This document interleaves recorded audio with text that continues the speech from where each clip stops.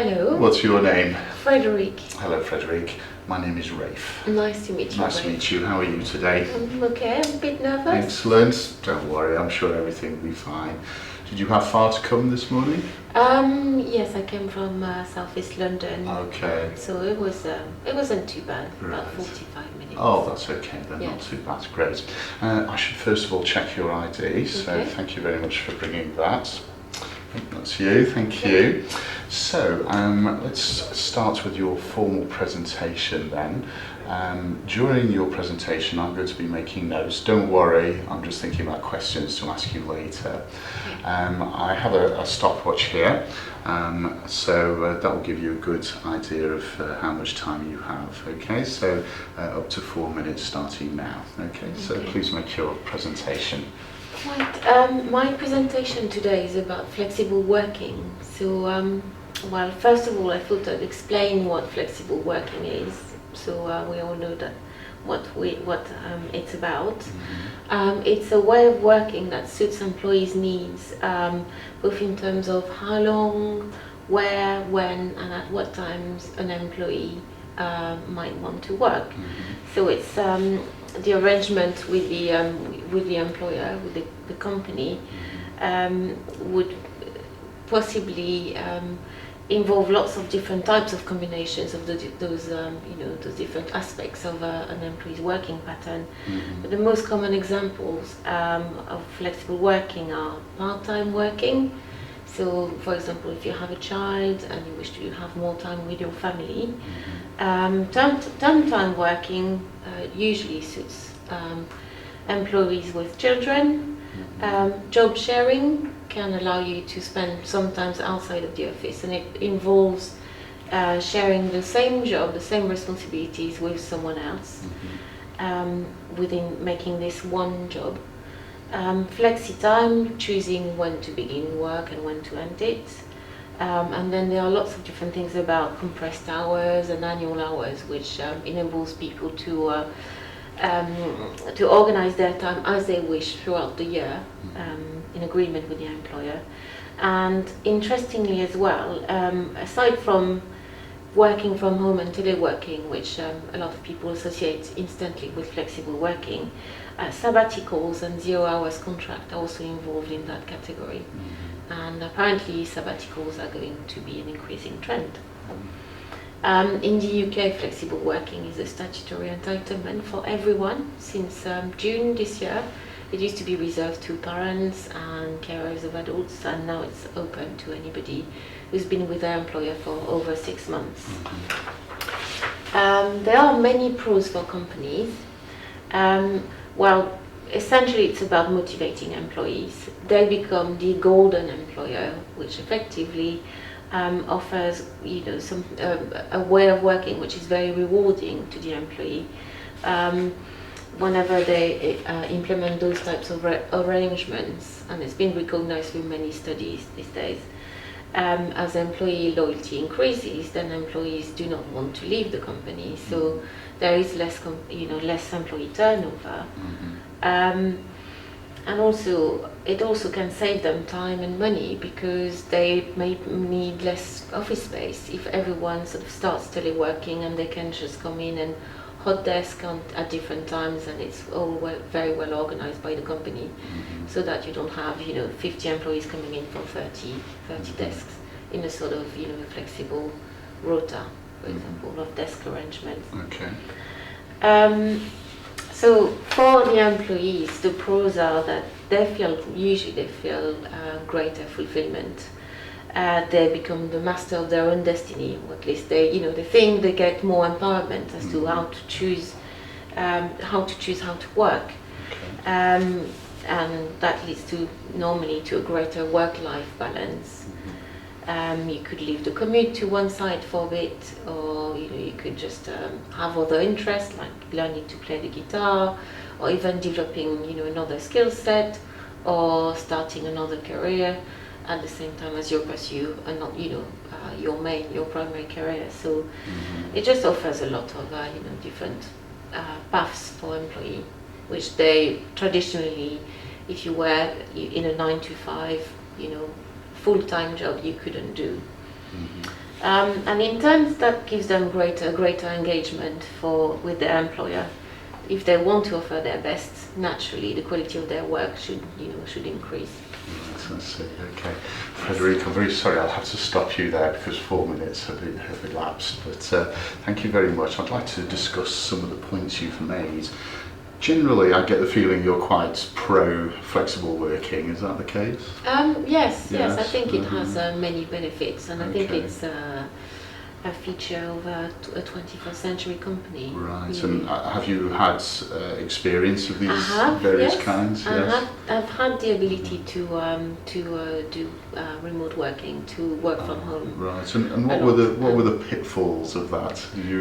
At some point I worked every other day at the office, so I would be in the office on Monday, then at home on Tuesday, then at home in the office on Wednesday, etc. So, and I realized that I felt slightly schizophrenic after a while, because you're wearing your business suit and your high heels, you're going to work, and then the next day I ended up sort of working in my pajamas, showered about midday. It's a very different style, and you start developing multiple personalities. Really, yes. Right. It must be, I'd imagine it'd be quite difficult to discipline yourself when you're working at home. You have to. Wouldn't that be quite a strong argument against flexible working hours? Well, I'm sure some people think flexible working or working from home is all about, yay,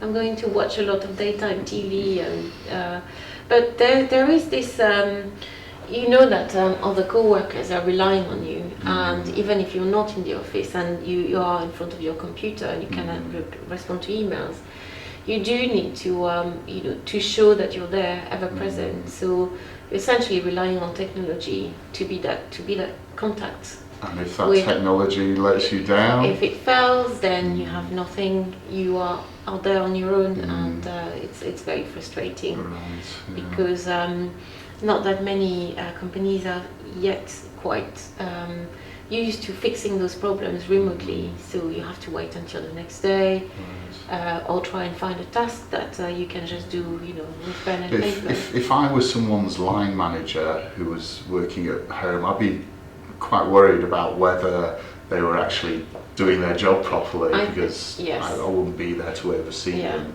We're so used to a culture of presenteeism, just being there for the sake of being there, and face to face is very, very important.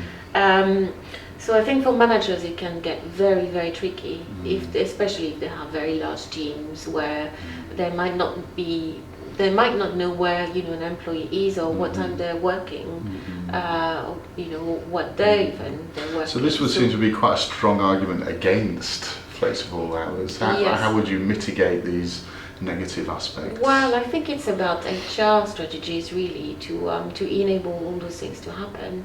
Okay. For example, it's about managing rotas. I think I mentioned that earlier, but it's really about giving employees making sure that employees understand the rules and understand the process, and also giving them tools to make sure that all their co-workers always know when to reach them. For example, where things, phone numbers from the main line gets diverted onto their mobile phones automatically, or that there is visual reminders of where people are in their calendars. Sorry, very quickly, where do you stand on zero-hour contracts, because they're quite controversial at the moment? Yes, I was going to say you are being controversial by asking. I don't think they are necessarily a good thing. I think flexibility is fantastic, but flexibility shouldn't mean that there is absolutely no sense of the bargain that an employer and an employee should enter into.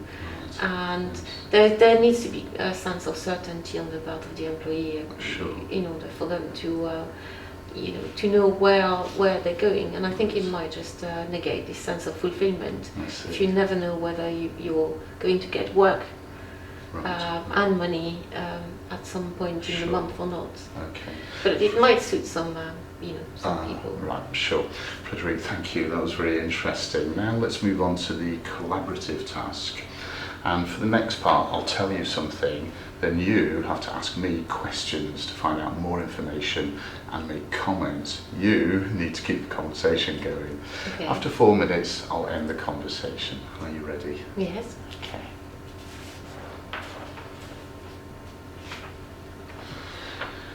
In the last few years, many previously unspoilt regions of the world have been opened up to tourism. I'm concerned about the long-term effects of this. Okay. What are mainly your concerns about? The local populations or the concerns about the environment itself? Both of those, yes, twofold.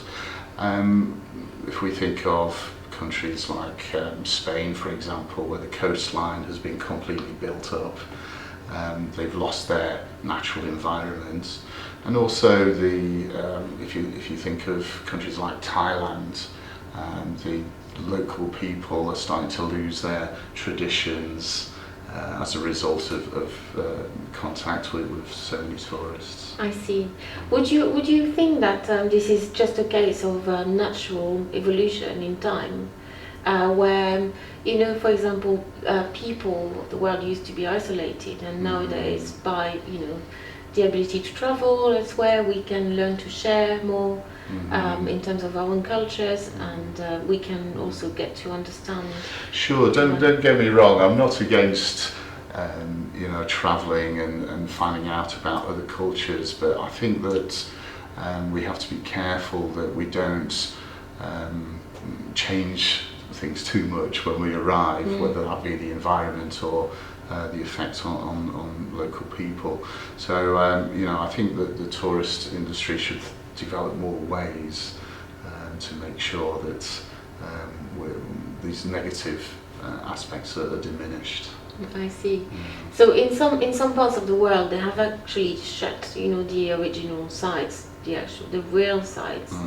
For example, Lascaux in France had amazing cave paintings. Oh right, yes. In the southwest, and it was so used up by tourism, it was so eroded that they decided, in order to preserve it, to actually build a replica a few hundred miles away from the original. Oh, that's interesting. So, have you been? I haven't. Right. I read about it, but Okay. I haven't. I'd be interested to see whether it's as authentic as the original. Yes. I think tourists might feel a little bit cheated Yes. if they don't experience the real thing. I kind of agree. Yeah. I agree that it might not be the same thing, but it's better than nothing. Sure.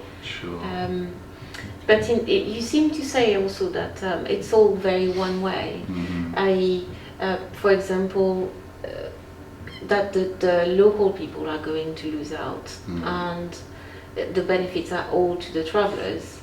But isn't that also the other way around, where the travelers do seem to lose out if all the sites get shut down, if we don't have any proper sustainable strategies in place. Yes, I agree, and I think that in many ways that the tour companies should take some responsibility rather than us as individuals. Yes, yeah, I agree with that. Okay. Right. Okay, I've just noticed the time. Well, thank you very much for that.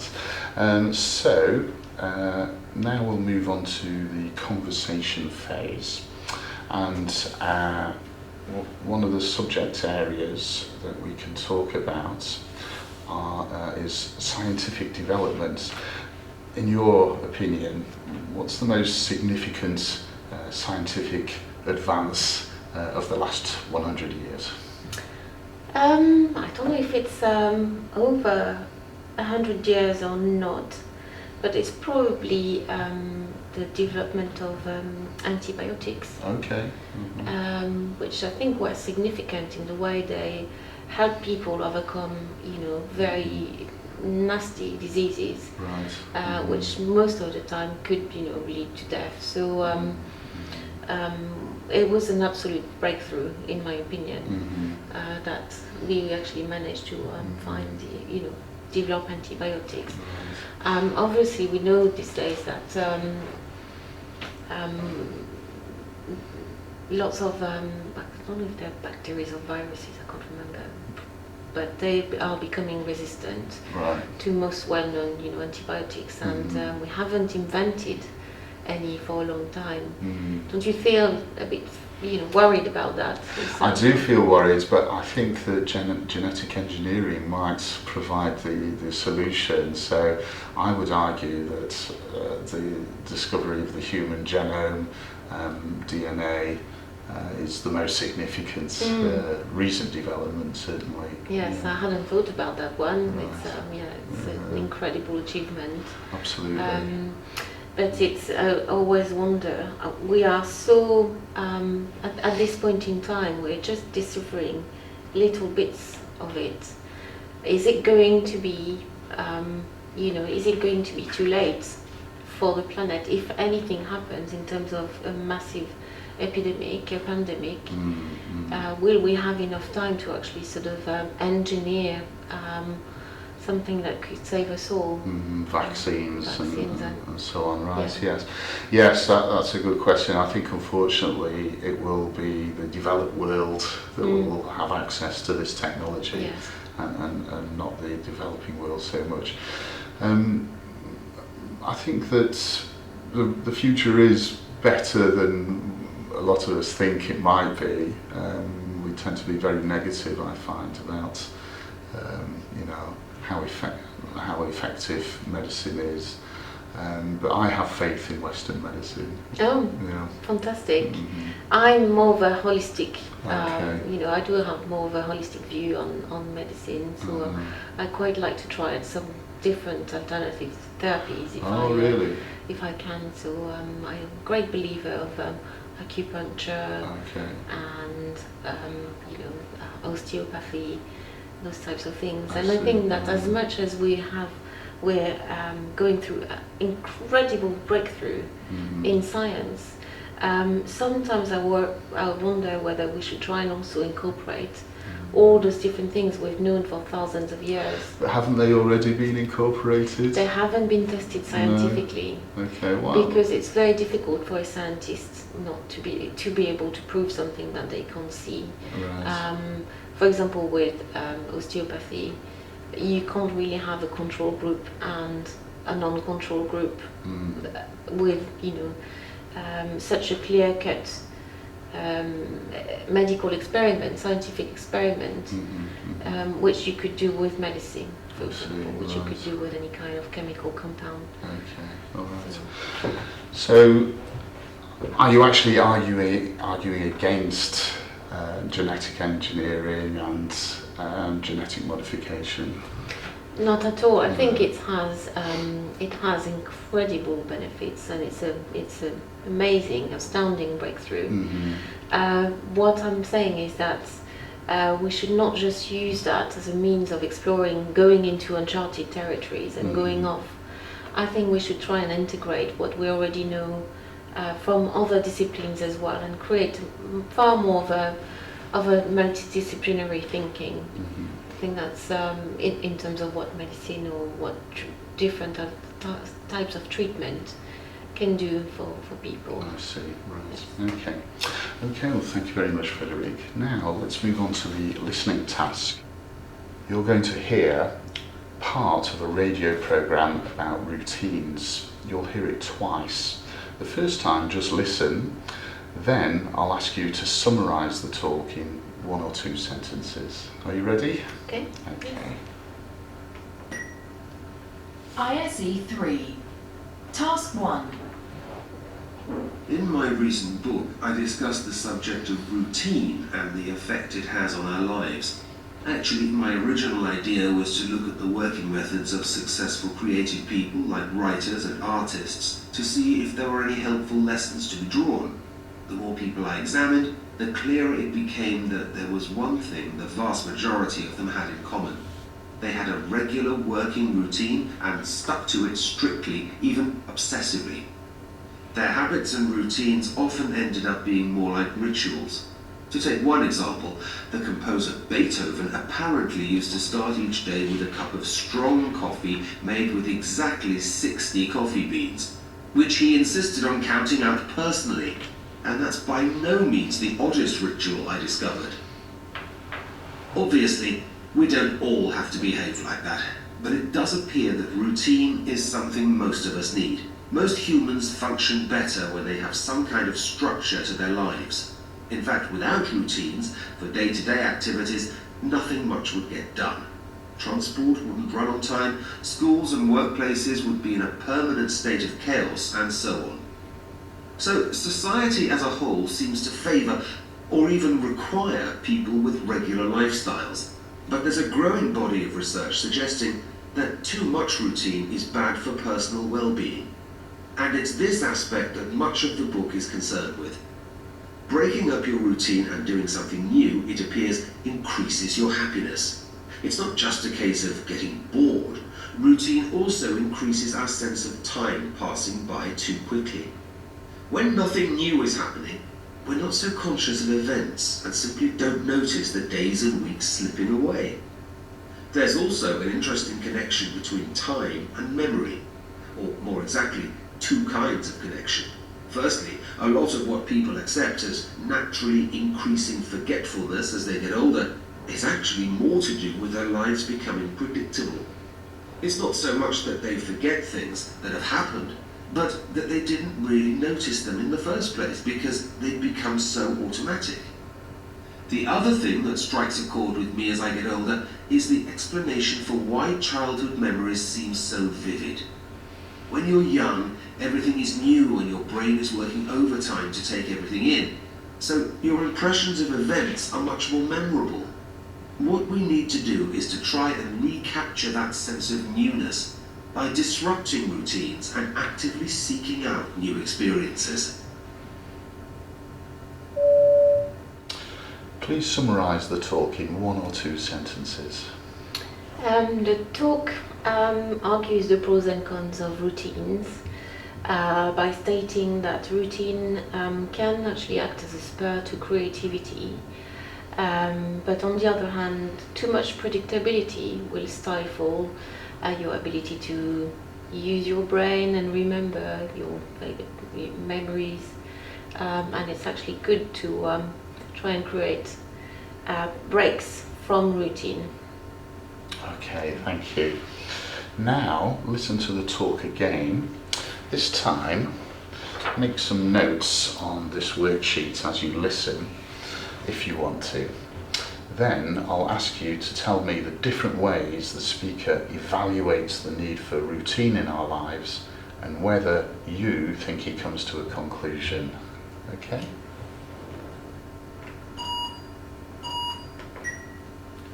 ISE 3. Task 1. In my recent book, I discussed the subject of routine and the effect it has on our lives. Actually, my original idea was to look at the working methods of successful creative people like writers and artists to see if there were any helpful lessons to be drawn. The more people I examined, the clearer it became that there was one thing the vast majority of them had in common. They had a regular working routine and stuck to it strictly, even obsessively. Their habits and routines often ended up being more like rituals. To take one example, the composer Beethoven apparently used to start each day with a cup of strong coffee made with exactly 60 coffee beans, which he insisted on counting out personally, and that's by no means the oddest ritual I discovered. Obviously, we don't all have to behave like that, but it does appear that routine is something most of us need. Most humans function better when they have some kind of structure to their lives. In fact, without routines for day-to-day activities, nothing much would get done. Transport wouldn't run on time, schools and workplaces would be in a permanent state of chaos, and so on. So, society as a whole seems to favour or even require people with regular lifestyles. But there's a growing body of research suggesting that too much routine is bad for personal well-being. And it's this aspect that much of the book is concerned with. Breaking up your routine and doing something new, it appears, increases your happiness. It's not just a case of getting bored. Routine also increases our sense of time passing by too quickly. When nothing new is happening, we're not so conscious of events and simply don't notice the days and weeks slipping away. There's also an interesting connection between time and memory, or more exactly, two kinds of connection. Firstly, a lot of what people accept as naturally increasing forgetfulness as they get older is actually more to do with their lives becoming predictable. It's not so much that they forget things that have happened, but that they didn't really notice them in the first place because they'd become so automatic. The other thing that strikes a chord with me as I get older is the explanation for why childhood memories seem so vivid. When you're young, everything is new and your brain is working overtime to take everything in, so your impressions of events are much more memorable. What we need to do is to try and recapture that sense of newness by disrupting routines and actively seeking out new experiences.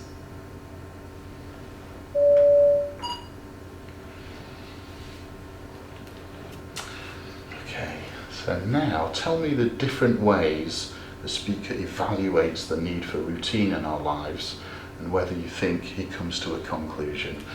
You have 1 minute to speak. Okay, so the speaker has looked at the working methods of successful people and creatives and found that their life contained a certain element of routine, which so he seems to imply that that if you want to be successful or creative, you should have routine in your life. And in particular, he's looked at rituals throughout the day of those successful and creatives, particularly Beethoven, seemed to have a slight obsessive compulsive disorder with coffee bean counting his coffee beans. But more generally, it's about day-to-day activities and the need for structure in terms of, for example, transport, getting our buses on time and getting, being able to actually pursue an activity. And that's why he's probably looked at infrastructure and timetables as well. He's then sort of looked at what happens in the brain by reference to routine, whether there's a strong sense of routine or not at all, a complete lack of structure in life, and found that those who had a lot of routine in their life essentially lacked some kind of event consciousness.